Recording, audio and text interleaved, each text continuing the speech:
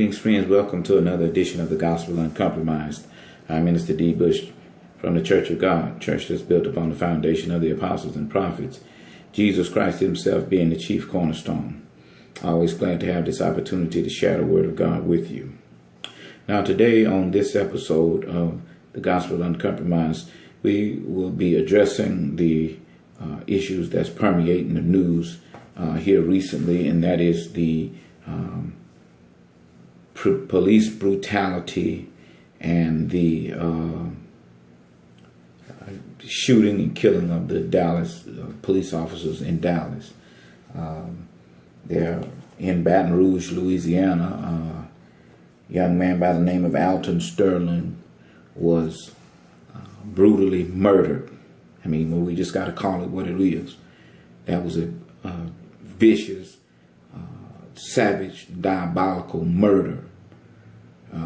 The police officers murdered that young man. It's just simple as that's cut and dry.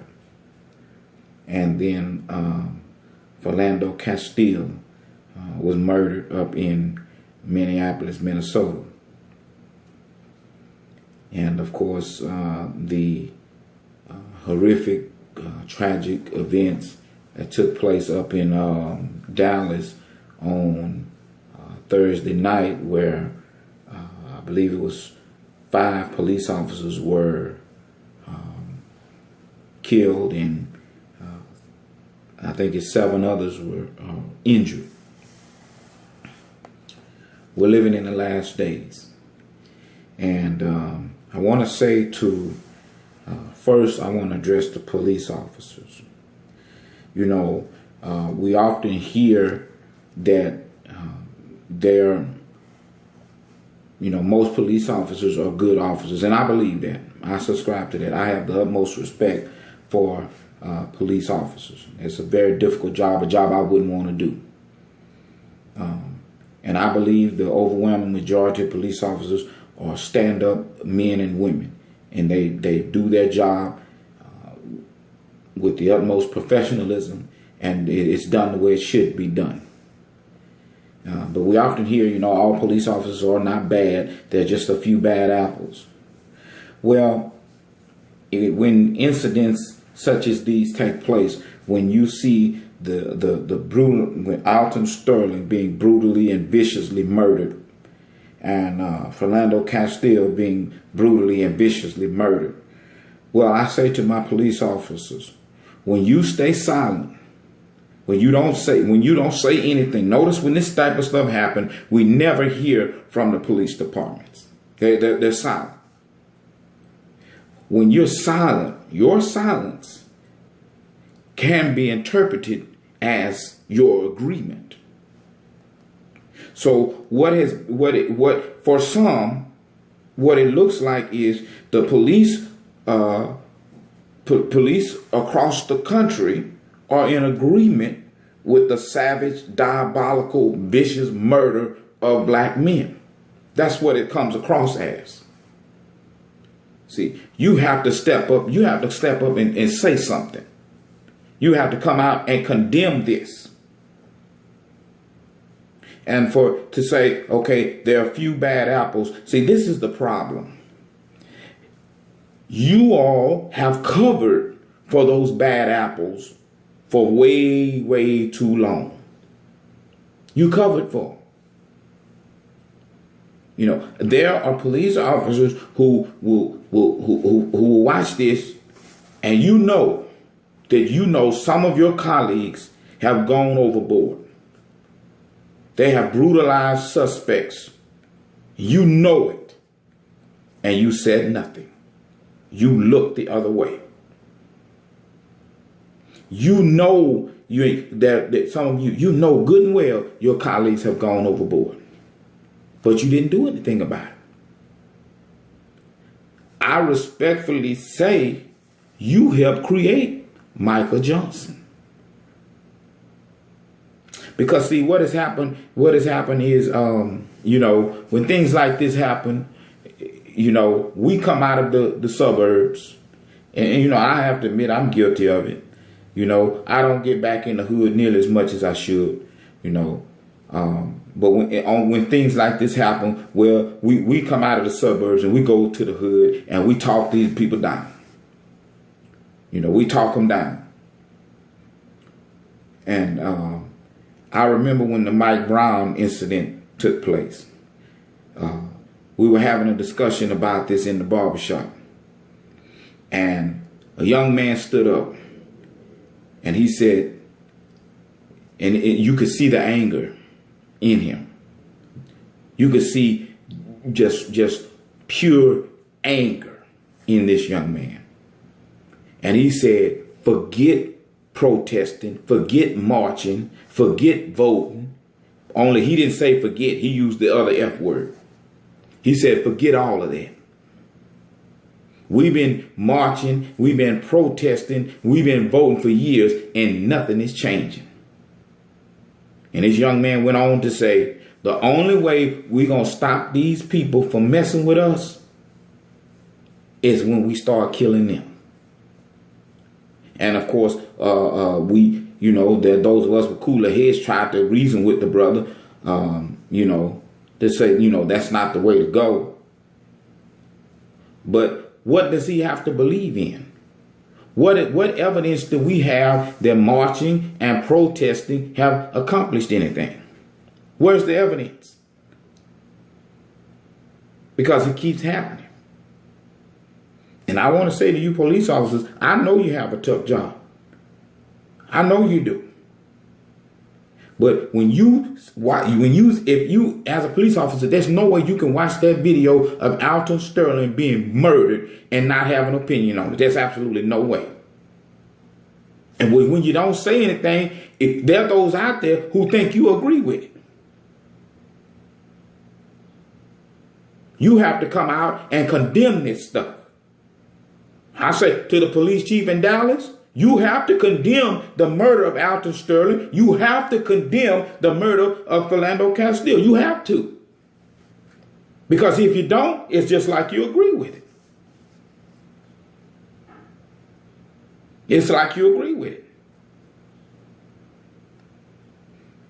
And, you know, and I want to say to my white brother, you have to step up. You have to speak up now. You have to speak up. Y'all know this isn't right. This isn't right, and y'all know it.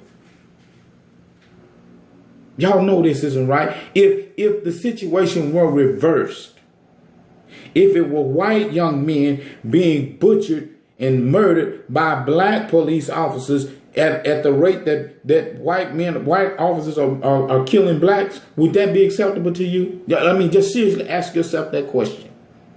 To my white brethren out there, ask yourself the question, would it be acceptable if white young men were dying at the rate that black men are dying at the hands of police brutality? Would that be acceptable to you? Just ask yourself that question. If the roles were reversed, would it be acceptable? And I know all white people are not racist. I know that. I'm 43 years old. And in my 43 years on this earth, I have had white people stand up for me when it wasn't advantageous for them at all. There have been some white people that went to bat for me who had nothing to gain. So I know all white people are racist. I know it. I know that. But when you're silent, it's as if you're in agreement. Your silence speaks volumes. When you're silent, when you don't say anything, it's just like you're in agreement.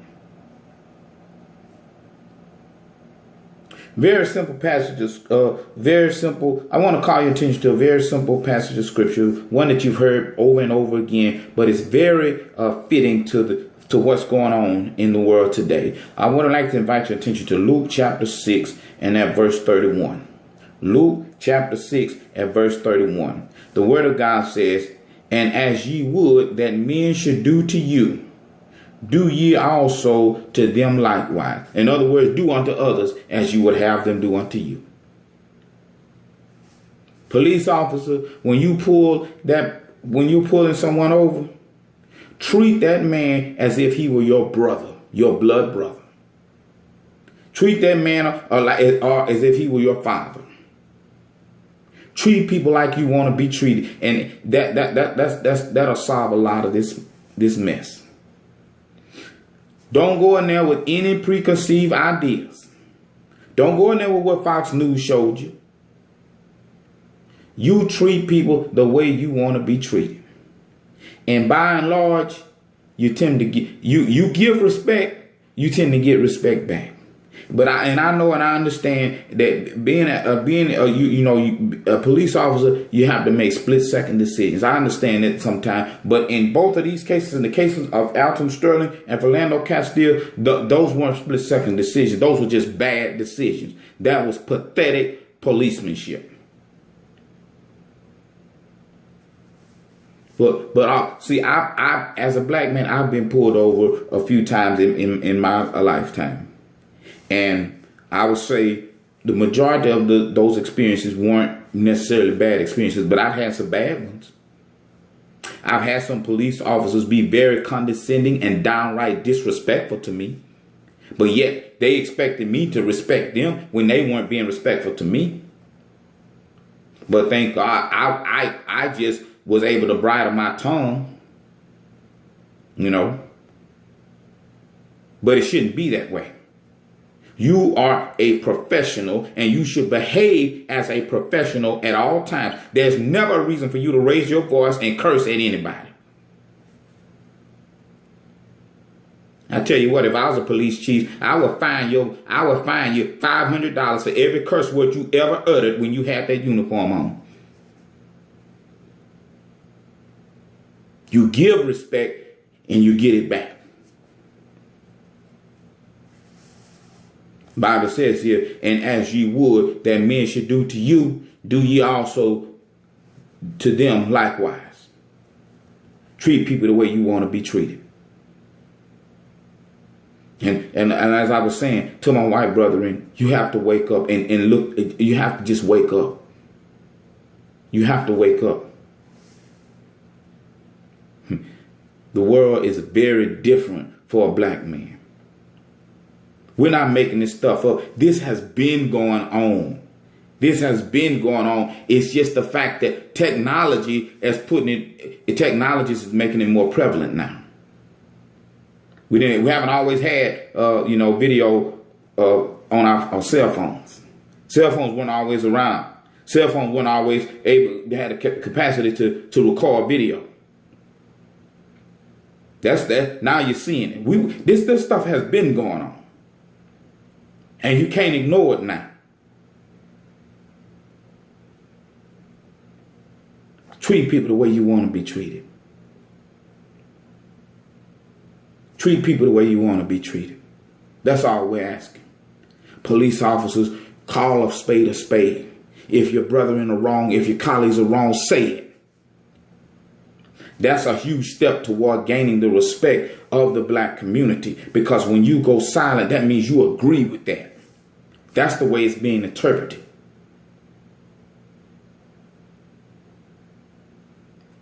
And I know a lot of times people are tempted to, you bring up the black on black crime, which is true. That's there's a major problem in the black community.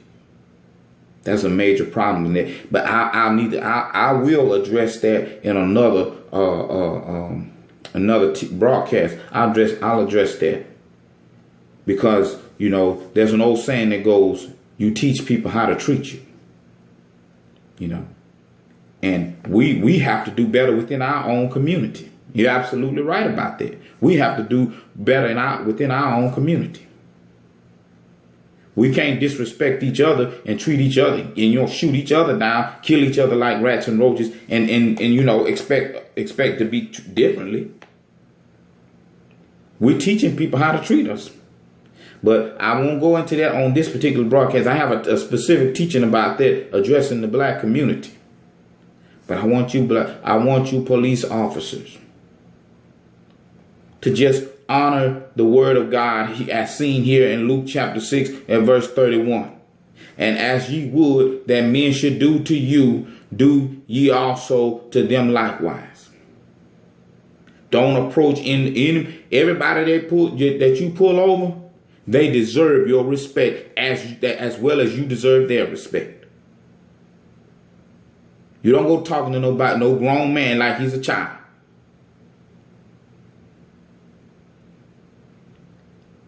And that's all I have to say about that.